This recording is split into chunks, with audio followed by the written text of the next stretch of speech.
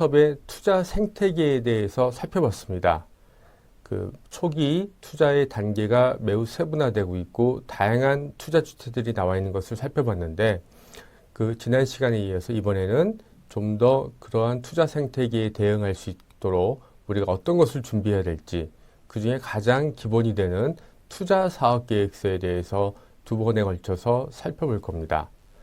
이번 시간의 학습 목표는 스타트업의 투자 유치 활동인 IR, 다음 장에 나오겠지만 인베스터 릴레이션의 그 개념과 그거에 대해서 기본적으로 우리가 알아야 될 부분이 있습니다. 그 부분들을 충분히 이해하는 것이 목표인 거고 특히 투자 사업 계획서를 최근 들어서는 피칭 덱이라고 하는 다소 강력하고 임팩트 있는 것들을 강조하고 있는데 그것에 맞는 커뮤니케이션 방식은 어떠한 특징이 있는지 설명할 수 있도록 목표를 잡았습니다.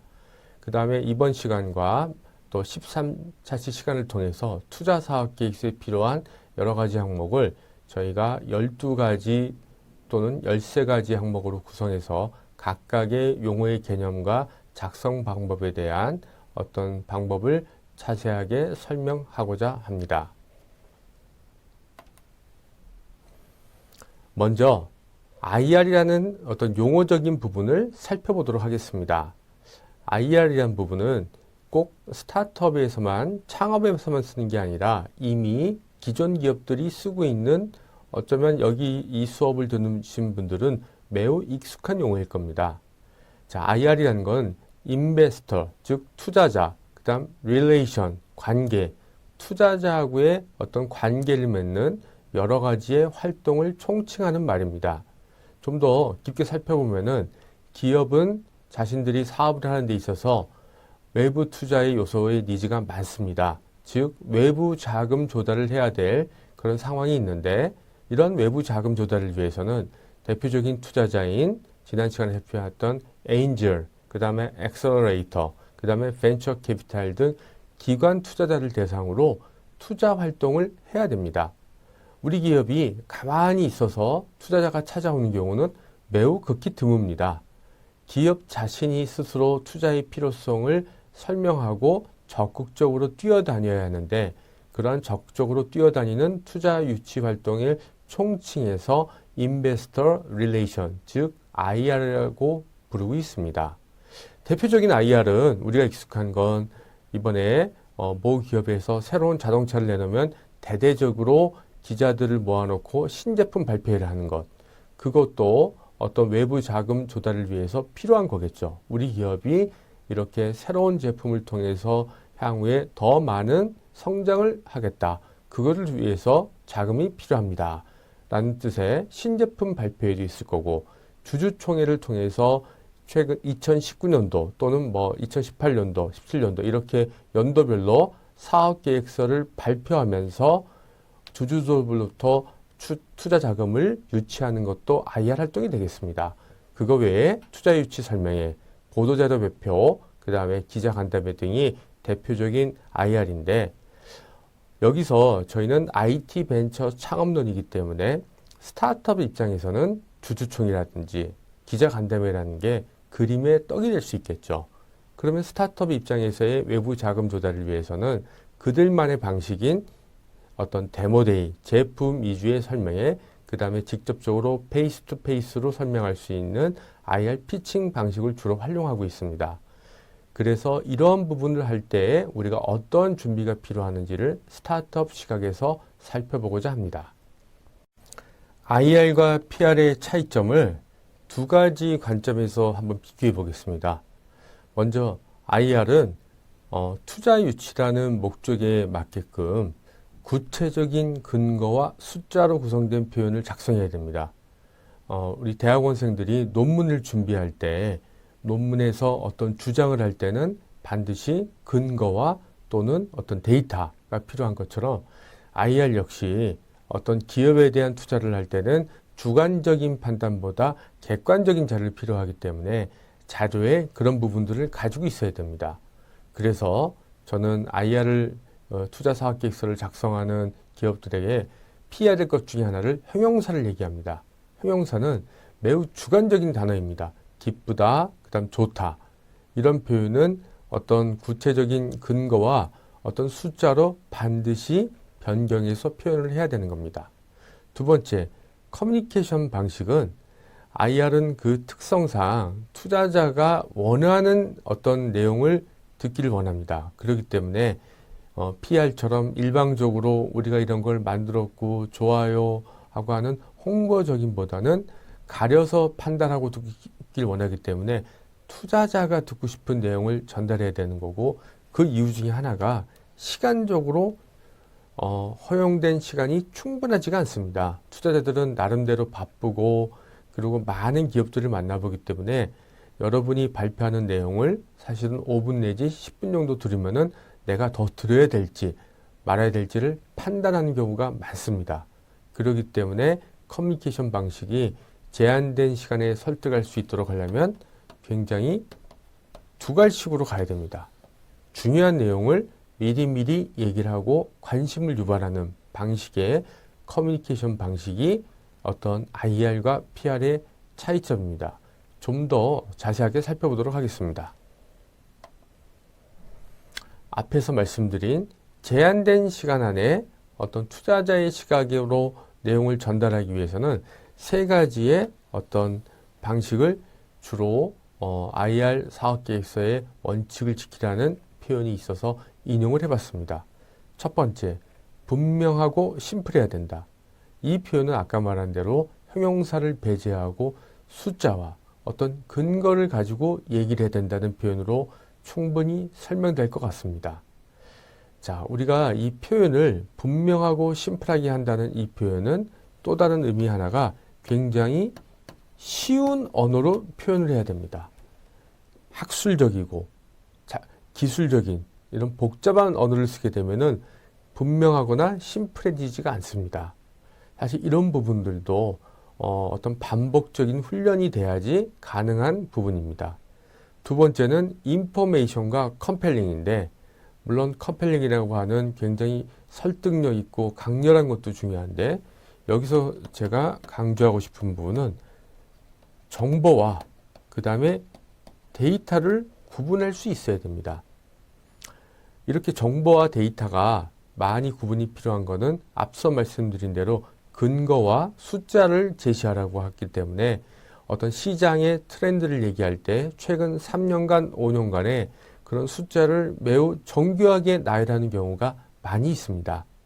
물론 그게 어떤 일반적으로 시장이 성장하고 있습니다라는 표현보다는 좀 더 나을 수 있을 것입니다. 그렇지만 우리가 좀 더 효과적인 어떤 투자 사업 계획서가 되기 위해서는 단순한 정보의 나열보다는 그 정보가 가지고 있는 가치, 즉 그거를 설명할 수 있는 데이터를 가지고 정보를 만드는 이러한 부분들이 굉장히 잘 연결이 돼야 됩니다. 데이터만 보여주는 게 아니라 그게 정보로 연결돼서 그걸로 하여금 판단할 수 있도록 해주는 것들이 중요하다는 것입니다.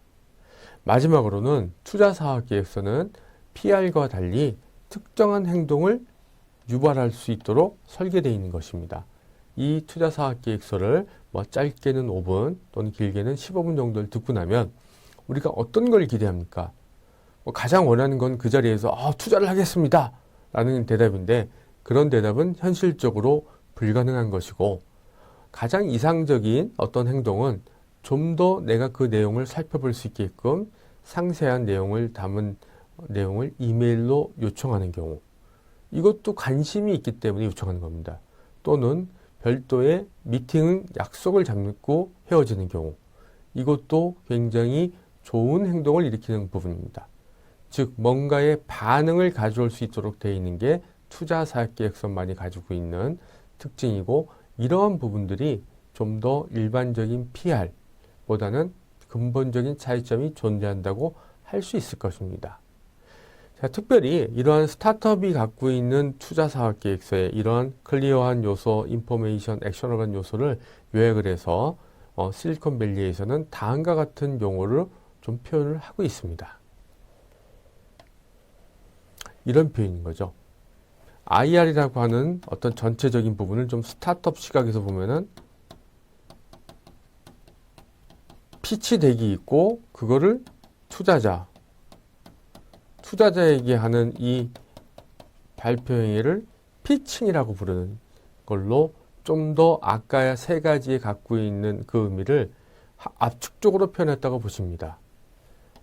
자, 투자자한테 제한된 시간에 어떤 분명하고 핵심적인 메시지를 던져서 어떤 행동을 유발하려면 그 행위가 마치 투수가, 피처가 그 캐치 포수의 그 밑으로 포수가 갖고 있는 그 스트라이크 방향으로 한 목적을 향해서 강렬하게 던지는 행위와 비슷하다 그래서 피칭이라는 표현을 씁니다. 그만큼 임팩트 있게 어떤 한 방을 보여준다는 의미에서 피칭이라고 부르고 있고, 그런 피칭에 대한 준비 자료를 피치 덱이라고 부르고 있는 것입니다. 여기서 한 가지 오해하실 거는, 그럼 피치 덱은, 피칭이라는 건 보통 길어야 5 내지 15분인데 이 자료만 준비하면 투자 사업 계획서가 다 끝나는 거냐? 그것은 아닙니다. 피치 덱은 말 그대로 우리가 갖고 있는 모든 내용을 요약 버전인 거고, 그거 외에 별도의 자료를 요청하게 되면은 뭐 50페이지가 됐던 60페이지가 됐던 상세한 내용을 담고 있는 그 내용까지 포함한 게 투자 사업 계획서의 내용입니다. 즉 투자 사업 계획서는 전체적으로 여러분이 작성하는 한글이 됐던 워드가 됐던 어떤 디테일한 문서를 담은 투자 사업 계획서, 비즈니스 플랜을 포함한 내용이 있고, 그것을 요약해서 발표하는 것이 피치덱입니다. 이번 저희 이 수업에서는 이 피치덱을 중심으로 주로 설명하고자 합니다. 자, 피치덱을 좀 더 이해하기 쉽게 그 영어로 된 표현, 아무래도 이게 그 실리콘밸리든 그 외국에서 왔기 때문에 해외에서는 피치덱이라는 표현, 아직 국내에는 일부 스타트업에 계신 분 말고는 익숙하지 않는데, 그 내용을 좀 더 살펴보면은 피치덱은 아까 말한 대로 브리프한 프리젠테이션이다. 즉 이게 전체적인 투자 사업 계획서를 의미하지 않는다는 겁니다. 그러면서 빨리 비즈니스 플랜을 이해할 수 있도록 작성된 겁니다. 그 이유는 말 그대로 제한된 시간 내에 설득하려다 보니까 군더더기를 다 빼고 필요한 핵심 내용을 설명하고, 그 다음에 그게 관심이 있으면 좀 더 별도의 시간을 가지고 디테일한 내용을 설명하는 일종의 두 단계로 나눠져 있는 첫 번째의 투자 활동을 위해서 필요한 내용이라고 보시면 될 겁니다.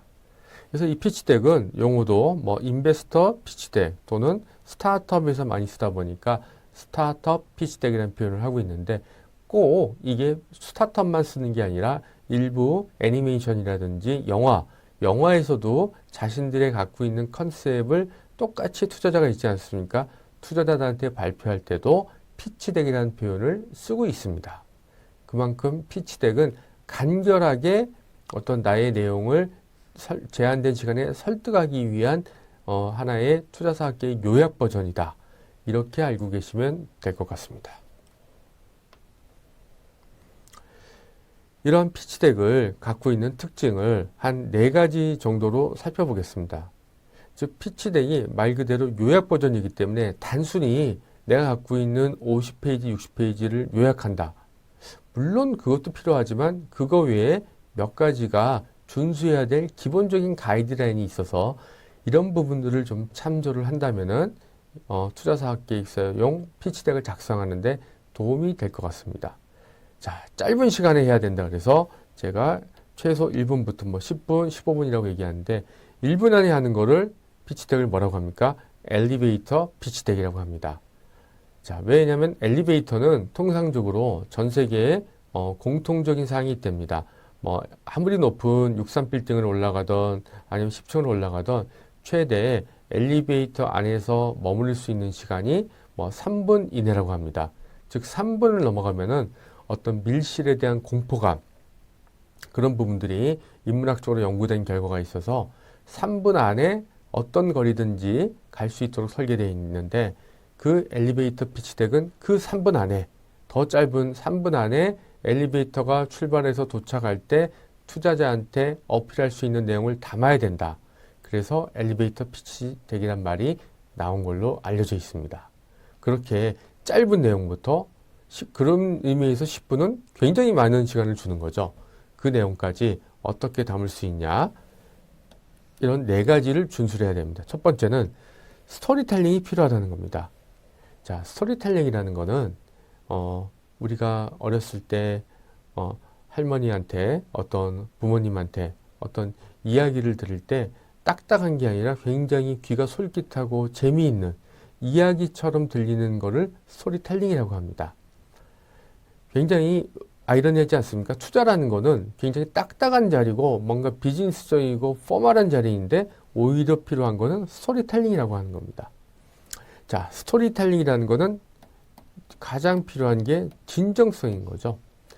이 사업에 대한 피치덱을 발표하는 스타트업 CEO가 이 사업에 갖고 있는 진정성이 보여지는 게 필요하다는 겁니다. 이게 스토리텔링이 갖고 있는 기본적인 요소이고 이게 피치덱에 들어가야 된다는 거. 두 번째는 용어의 구성 및 통일성. 자, 아까 용어는 어떤 용어를 얘기했죠? 쉬운 언어. 특정한 기술을 설명하는 언어를 어쩔 수 없이 써야 된다고 하면 좀 그 내용을 좀 자제를 하고 어떤 그 내용을 가급적 쉬운 언어로 표현할 수 있으면 좋습니다. 저희들이 이제 피치덱에 대해서 어떤 코칭을 할 때 저는 중학교 2학년 수준의 지식을 가진 사람들이 이해할 수 있도록 용어와 구성 내용을 통일하라고 강조합니다. 왜 그러냐면 투자자라 그래서 여러분이 하고자 하는 사업의 내용을 전부 알지 않습니다. 어떤 보편적인 기준, 어떤 그들이 갖고 있는 오랜 경험으로 판단하는데 매번 새롭게 나오는 용어와 전문적인 부분들을 다 이해하고 있을 거라는 것은 여러분만의 착각인 겁니다. 그렇기 때문에 쉬운 언어, 보편적인 언어로 바꿔서 설명할 수 있어야 됩니다. 근데 아시다시피 복잡하고 굉장히 정교한, 특히 기술에 대한 내용을 쉬운 언어로 표현한다는 것은 굉장히 쉬운 일이 아닙니다. 복잡한 걸 쉬운 걸 하려면 핵심을 더더군다나 가지고 얘기해야 되는 거고 그런 부분에 대한 많은 연습이 필요한 거겠죠. 그 다음에 무엇보다도 인상이 강렬해야 된답니다. 피칭이라고 했더니 그러려면은 이런 표현이 듭니다. 똑같은 어떤 IoT 사업에 대한 내용을 하더라도 어떤 팀에 대한 발표 내용을 들으면 뭔가 새로운 느낌을 줍니다. 똑같은 시장과 똑같은 내용을 담고 있는데 뭔가 새롭게 느껴지는 요소가 있는데 그게 바로 여기서 말하는 Great First Impression입니다. 이렇게 핵심적이고 독창적인 요소는 저는 관점이라고 말씀드릴 수 있습니다. 그 창업기업만이 바라보고 있는 그 사업의 문제의식, 그들만이 해결할 수 있는 독창적인 해결 방식, 그런 부분들이 전체적으로 피칭덱에 들어가 있을 때 듣는 사람은 뭔가 동일한 문제를 보고 있지만 차이점을 느끼는 것들을 느끼게 하는 겁니다. 사실 많은 사업들이 어떤 유사하게 보이고 비슷하게 하지만 그것들을 받아들인 사람의 차이점을 느끼는 것은 그들만의 해결하는 관점이 분명히 들어있기 때문입니다. 이 부분들을 잘 참조해 주시고 네 번째는 피치덱에서는 반드시 들어가야 된다고 많은 전문가들이 강조하고 있는 내용인데 팀에 대한 얘기입니다. 어떤 팀으로 구성되어 있는지. 자, 이 이유는 우리가 스타트업 생태계에 대해서 할 때 시드 단계 또는 프리시드 단계에서 가장 중요한 거는 뭐라 그랬습니까? 사람, 팀이라고 얘기했습니다. 자, 역시 이 피치덱은 어떤 이 초기 스타트업들이 주로 사용하는 방법이기 때문에 팀에 대한 내용을 반드시 포함해야 된다는 겁니다. 자, 사실 1, 2, 3번이야 우리가 갖고 있는 기존의 사업 계획서에 갖고 있는 부분에 다 강조되는 거지만 특별히 스타트업 관점에서 강조되는 부분이 팀에 대한 얘기입니다. 일반적인 대기업, 중견기업에서는 팀은 나의 선택 사항이 아니고 회사가 탑다운으로 또는 여러 가지 형태로 주어지기 때문에 선택의 요소가 없고 굳이 이 사업을 하는데 어떤 팀이 하냐는 걸 언급하지 않지만 이런 스타트업이 하고 있는 초기 사업 계획서에서의 어떤 사람들이 당신의 아이디어와 함께 하고 있는지는 투자자가 매우 중요하게 보는 요소인 겁니다. 그렇기 때문에 여러분이 잘 준비하셔야 되는 내용이기도 합니다.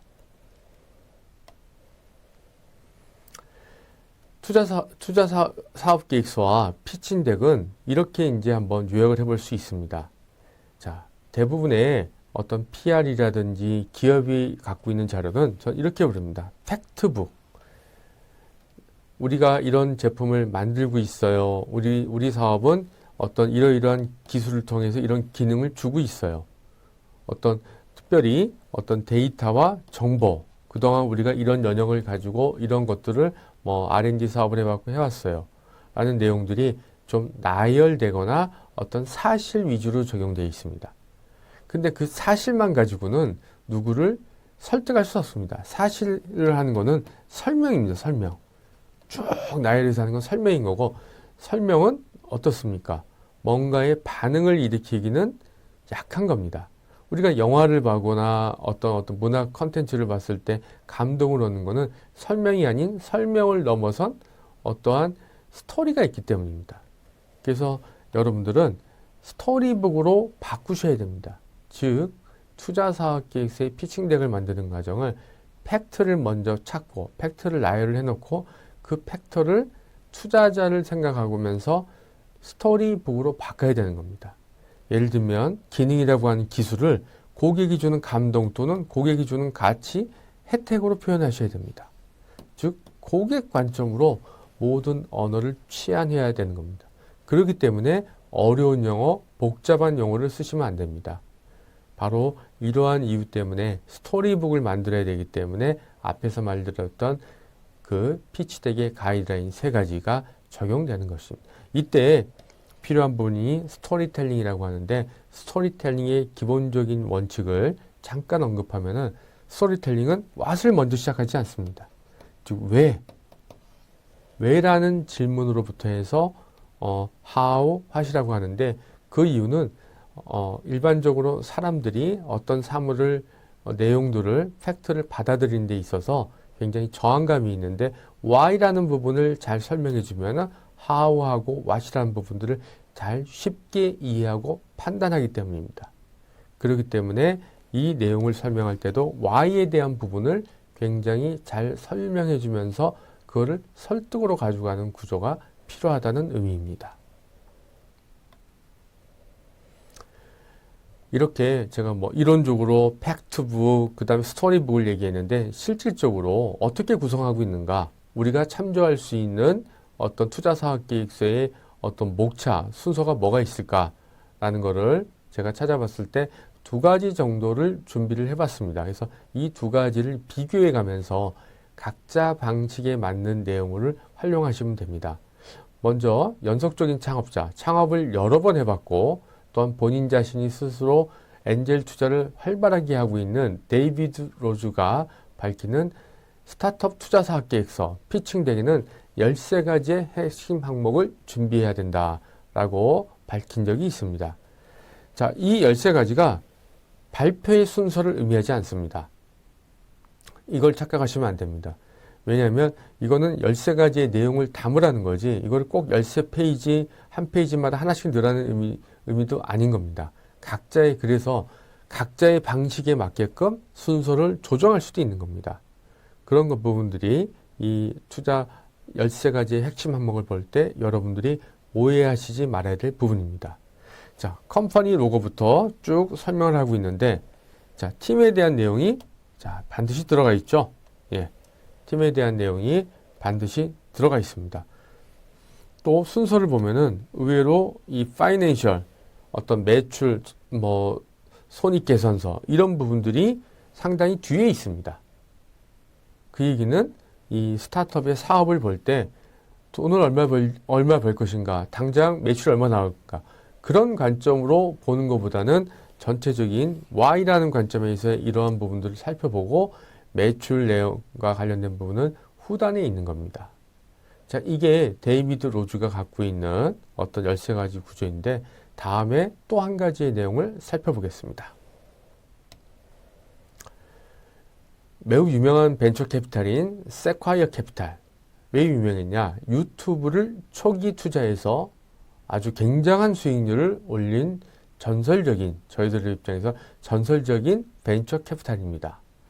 이 세콰이어 캐피탈에서 자신이 운영하고 있는 블로그에서 스타트업 사업계획서, 비즈니스 플랜을 How to Write Business Plan이라는 거를 발표했습니다. 블로그에 쭉 정리했는데 그거를 별도의 이미지 작업을 통해서 제가 속한 이런 엑셀레이터선 주로 활용하고 있는데 이런 구성으로 되어 있습니다. 회사의 목적, 프로그램 쭉 되어 있는데 뭐 why now 이런 부분이 좀 차이가 있고 여기도 파이낸셜 부분이 맨 마지막에 끝납니다. 팀 반드시 들어있는 거죠.